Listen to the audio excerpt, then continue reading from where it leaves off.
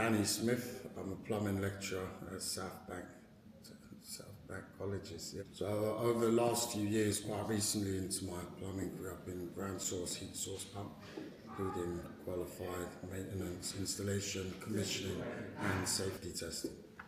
That's state-of-the-art installation bays, maintenance and a bay for each different separate part of the commissioning process for the green skills is something you don't see anywhere really. Because it's real life hands-on what you're going to need to know to install.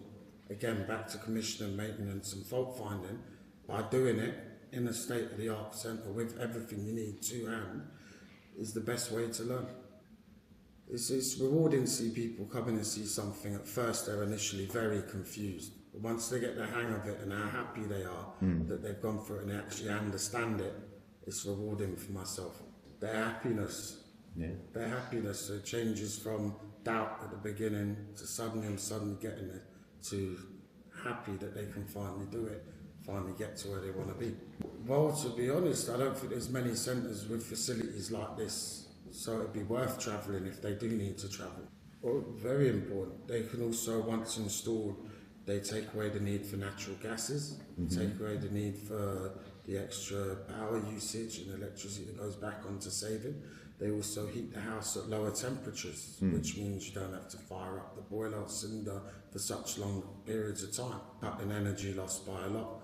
They can also be used with certain heat emitters for air conditioning and room temperature control. It's quite similar to normal plumbing, heating engineers or boiler central heating installations regarding the tools, the fittings that you use. So anyone with a background from the plumbing will basically be able to put from one to the other. There's not many people at the moment that know or are working on installation, commission, maintenance and signing off these. So when the market opens up in the next few years, it's going to be manic, looking for people for work, for doing this, and it's the best thing you could possibly do at the moment before it gets busy. So you'll always have a job really.